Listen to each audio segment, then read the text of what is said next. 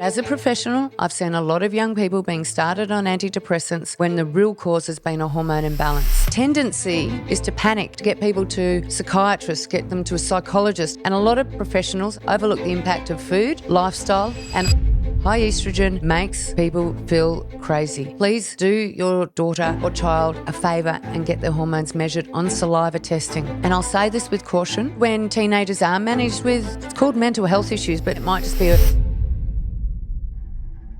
Welcome to Hormones with Sam, your guide through the confusing world of hormone health. I'm your host, Sam Beau Patrick, here to help you demystify and unlock the secrets to living a vibrant, happy life. Together, let's make hormones fun and sexy. Hi, welcome to Hormones with Sam, where we make hormones fun and sexy. Today we're going to be talking about hormones and how they may be impacting on your mental health.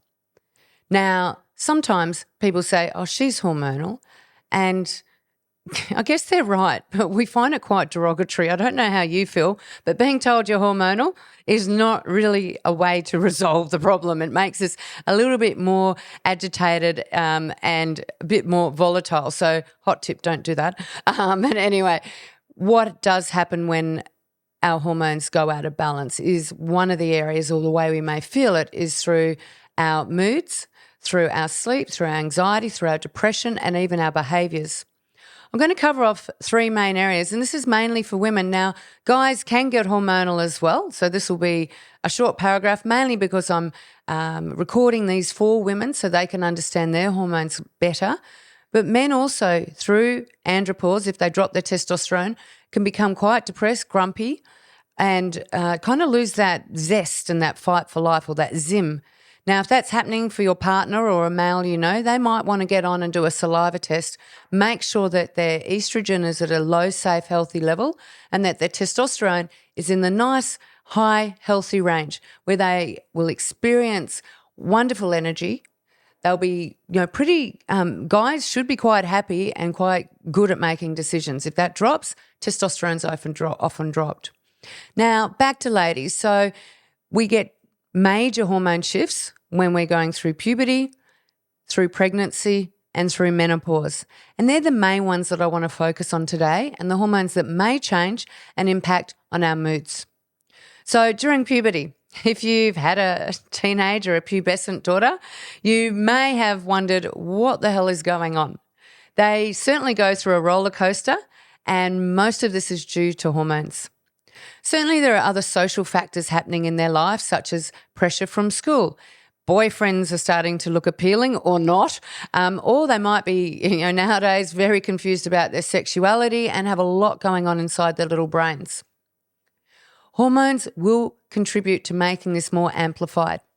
So around puberty, hormones such as estrogen tend to start spiking and going up. When estrogen's going up, we can become very moody and volatile, and that's more likely to occur 1 week out from a period. Now, if you are a parent of a teenage girl, what can you do about it? And there was a great book I read once. It was called Princess Bitchface. And in that book, it was written by 2 psychologists, and in that book they explained the roller coaster ride that a lot of us parents of teenage girls, men and women, go through. Now, I have noticed in my clinic over the years that girls tend to be a little bit more outspoken and defiant at the mum, and the dad seems to get an easier passage. However, many dads have been left scratching their head going, where did my little princess go? And she's just going through a little hormone adjustment and natural change. This shouldn't go on for long though, these hormone imbalances, and they can be fueled by what the child's eating, if it's high sugar foods, how they're feeling with pressure at school. So those things do need addressing. But in terms of hormones, what can you do as a parent to help your daughter better transition through this time, particularly if she is quite moody around periods or getting pimples, getting bloated, and having maybe PMS and very heavy periods? Being the best example of what she needs to do through your actions is one of the most powerful ways. So they say with kids, they do as we do, not as what we say. And I've certainly found this true. I've tried to, as a mum, be a really upstanding role model, because I know that it doesn't matter what I say, how much explaining and the importance of eating well and all those things we want to impart upon our children really just washes off their back. What they're doing is they're role-playing and mimicking what we do. So if you want to help your teenage daughter eat better, then it's super important that you stop eating hot dogs in front of her or going and having hamburgers and thick shakes. And it's a real opportunity for you to also improve your health. Instead, you might want to start cooking together in the kitchen, showing her, and look, sons obviously can be involved with this as well, so it's not meant to come across as sexist, but maybe having a couple of nights where the two of you cook in the kitchen, or asking her on the weekend to cook a special meal that becomes her signature dish, going to the markets with her.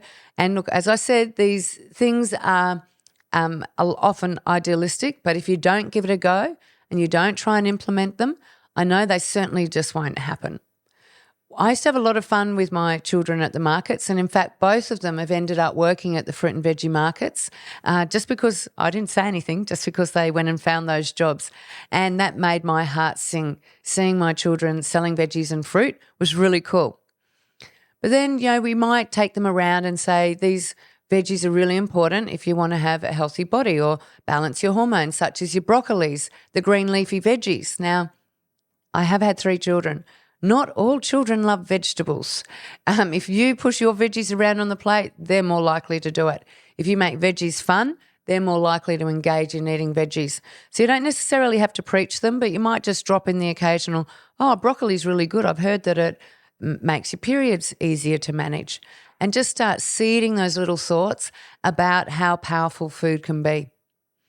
I'm also very conscious of young people, and this has been going on really since the turn of the century, having access to food 24/7 and Uber Eats and other ways that, that when I was growing up, we had to make things from scratch. That's just not the case now. There are shops that are open 24/7 where there's plethora of rubbish food being sold. And so as parents today, we were really up against that as another impactor on hormones, as well as opulence and access to food. So children can, if they've got access to a credit card, order food any time of the day or night that arrives at your front doorstep that you have no control over necessarily because you haven't cooked it. I'd be really encouraging your daughter, once again, that these foods are going to exacerbate hormone problems. And if they're having anxiety or feeling low on their moods, not feeling confident at school, maybe just saying, hey, it could have something to do with the food you're eating. Shall we try and address that and invite them to take that in their responsibility and see if they'll step into that space where they start managing their food themselves. Certainly around the age of 13, 14, people get their own ideas around food, and it's really difficult to force food upon someone unless they're, really a little toddler. So we need them on board to be part of the team that helps balance hormones. And if you've got a princess bitch face in your hood, it's probably worth your benefit as well to stick with it, try different strategies to get them eating better. I think with one of my children, just reflecting on it, I think I took her to a raw cooking day just so we could have some fun around food and not be scared of food and show her the power of food. And it was someone else giving her the lessons rather than me, so there was less resistance, and she really enjoyed the day. She was with me, and the incidental was the food. Often our kids just want us, right? So there's plenty of things with puberty and hormones that can assist them with their mental health journey. I'm not suggesting that all the issues that they have during that age will come down to food, but certainly a lot do. Now, the stress of school in this age bracket is immense. I've had children or teenagers come to me and all they've needed is a valve where they can express the pressure that they're feeling. And it feels tough as a parent when they don't come to us after they have been their whole life. But giving them another person who's a professional, the opportunity so they can just say stuff, knowing it's not going to result in punishment, is really beneficial for the child. It doesn't need to be necessarily a counsellor or a psychologist. It might be an auntie or a friend of yours, or it might be a professional. I think it's important with the extra pressure they've got nowadays. There's a lot starting from grade 5 and 6. What do you want to be? Not just what do you want to be when you're a grown up like a pilot. It's like what career path? What pathways are you taking at school? And academia pathways are very geared at a young age, usually around grade 8, for them to start considering what they want to do at university and what they want to be. At that stage, they really should just be wanting to be happy and play. But that emphasis has been taken off and stolen from our little ones, and I think we need to give them that valve so they can express themselves in case it is bottling up inside them. As a professional, and I'll say this with caution, but as a professional, I've seen a lot of young people being started on antidepressants when the real cause has been a hormone imbalance. High estrogen makes people feel crazy. It makes us very moody, so our moods will be swinging from okay 1 minute to majorly depressed the next. They can stay majorly flat. They can be woven in with polycystic ovary syndrome, acne, self-esteem issues, sleep problems, racing thoughts, ruminating thoughts, repetitive thoughts, obsessive, compulsive behaviours. Any of those things, please consider hormones as a potential driving problem. And if you as a parent think that it is, please do your daughter or child a favour and get their hormones measured on saliva testing, not bloods. You want to do saliva testing. It's going to give you the real juicy, more accurate information about what's happening in their body. And then you can weave a pattern together or design a plan to help them navigate and balance their hormones. In fact, my experience with young people, when they've been feeling yuck and they get a saliva test and they see their hormones are out, they feel relief. They feel that often for the first time in their life, they've got an explanation why their anxiety's been bad, their moods have been bad, the hormones have been out, and why they've had PMS. And more importantly, given the right tools, they feel empowered to take control of their health back. It's really cool. When it comes to teenagers and mood disorders or flat moods and depression, the incidence is actually very high. And it may not be sex hormones that are creating that imbalance. So sex hormones typically will be cyclical with the month, such as high estrogen, low progesterone, and they'll be the typical PMS or PMDD picture. Now, there are a couple of other hormones that are really important to discuss at this juncture. One is GABA and the other one's serotonin. Now, GABA is our calming hormone. If we've got low progesterone, so if your daughter or someone you're looking after has low progesterone coming into their period, very often their GABA goes down, which means their anxiety goes up. Rather than, looking at antidepressants as the solution, let's discuss things that can improve GABA and improve serotonin. Both of those hormones need a healthy diet. They need proteins to help produce the structure for the hormone, and meats if the child's eating meat. If they're not, if your daughters decide to go vegetarian, you really need to make sure they're getting complementary proteins. Now, complementary proteins are plant-based proteins that complement each other and need to be eaten together so you can get a full functioning protein. Without it, protein deficiencies in vegetarians are very common, and these will impact on hormones. I found when teenagers are managed with, it's called mental health issues, but let's just say it might just be a hormone imbalance and they've got the low moods, the tendency, and I guess because teenage suicide is quite high, particularly in Australia, is to panic, to get people to psychiatrists, get them to a psychologist and get them engaged with this full care. And a lot of professionals, unfortunately, overlook the impact of food, lifestyle and hormones. These things need to be done as well. So for mild mood changes or PMS, I really encourage you to look at their saliva testing, introduce some fun things because they might have lost their zest for life, check out their hormones, the food, and just ask them from time to time how school's affecting them. If you have got a mental health team around your child, psychologists, psychiatrists, counsellors, schools, counsellors, whatever's going on there, please do not overlook the impact of hormones on your child's life. They are a game changer. I don't think that any antidepressant, any psychotropics, any of those heavy medications are going to have 100% success if the hormones are still out. And in fact, it's often overriding and masking what is an underlying hormone problem that can be managed at that age when they're still in your care with your supervision, so the rest of their life is more balanced. Ignoring these red flags in our teenagers sets them up for, their teens and their 20s of being hormonally imbalanced. And my experience with women who go on to have PCO or endometriosis have often had an undiagnosed hormone issue, often presenting as a mood disorder in the teenager. Putting the effort in then saves years and years of hormone imbalances and further crippling conditions. In relation to foods and power foods for a teenage daughter, it's really important that they eat quality meats. Unfortunately, fried chicken doesn't really cut the mustard, so we want things that they enjoy. Maybe they'll enjoy chicken skewers that are a little bit more pickier than a whole slab of meat. Discuss it with your child. Eggs are a great little way out as well, those little mustard mayonnaise eggs. The little recipe where you stuff them and give it to them. But they really need to be having adequate protein, at least for lunch and dinner, and breakfast as well would be fantastic. Lifestyle strategies that will help hormones such as the GABA, the serotonin, the estrogen, the low progesterones can be found in doing some of these activities. Increasing exercise or making sure your teenager is engaged in sport is one of the most powerful ways to lift up dopamine and oxytocin. Now, these have such a wonderful benefit in helping those other hormones find balance.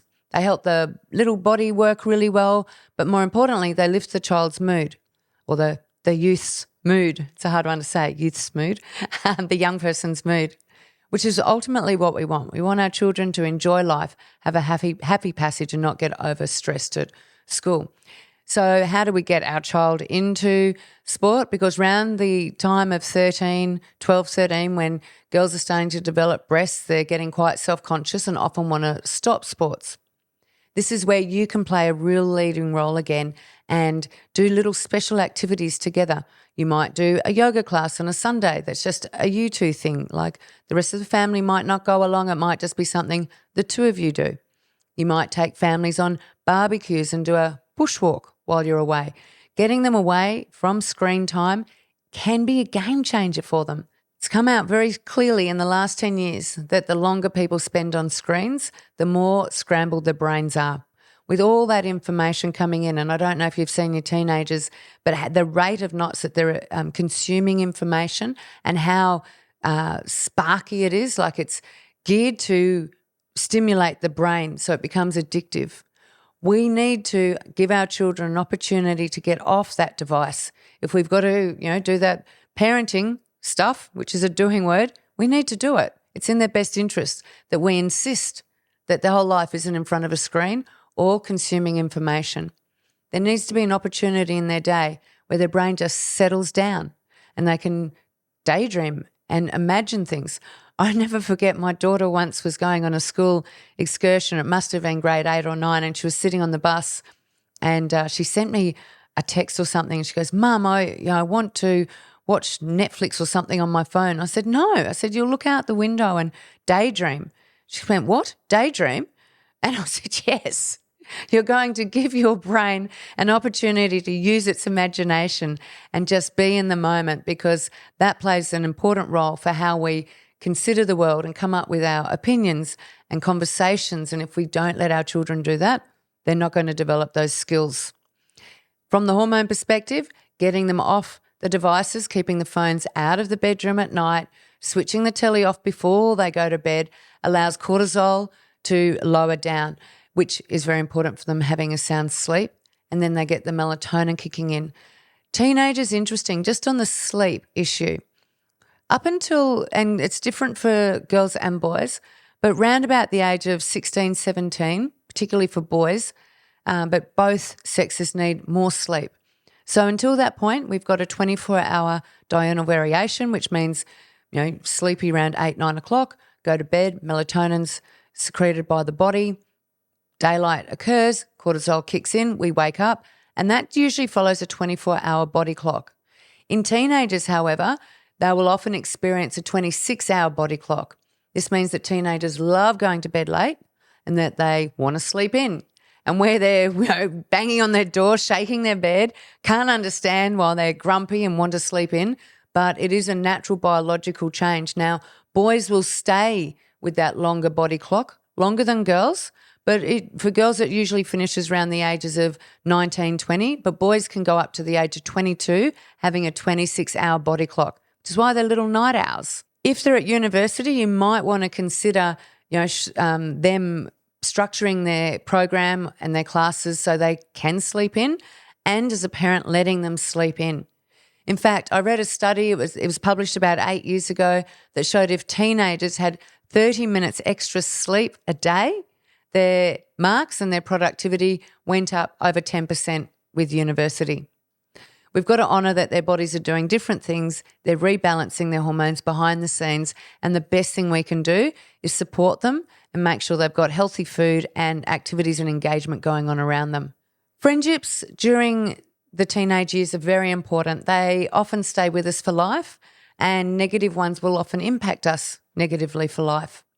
Encouraging your child to have social experiences with their peers is really important. Now, that might be as simple as someone comes over and they study together or they watch a movie together.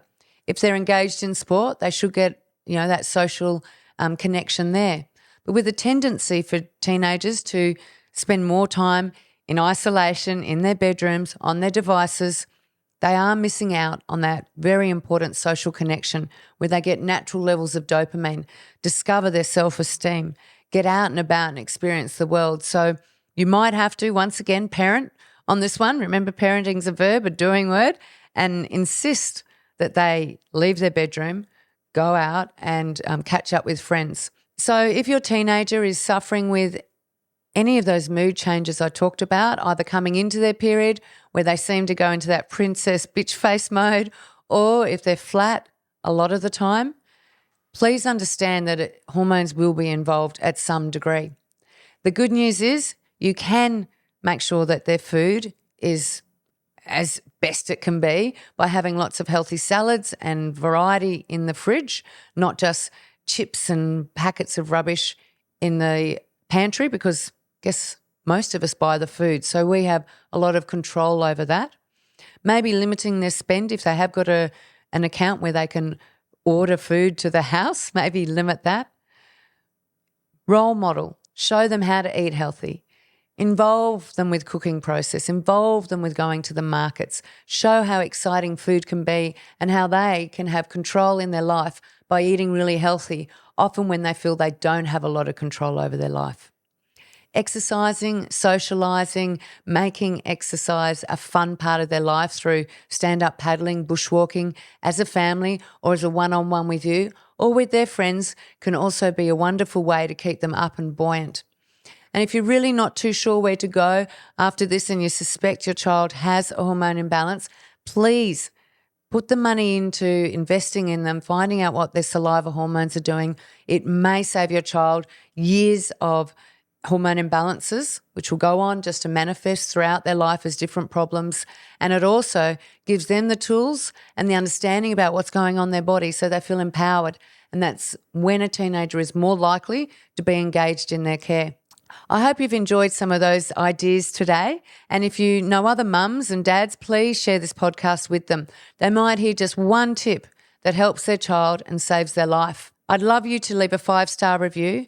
And please put in the comments anything that might have been risen today or any ideas that you have so others can learn as well. Together, I'm looking forward to making hormones fun and sexy. And let's start in our teenagers. And I'll see you on the next episode.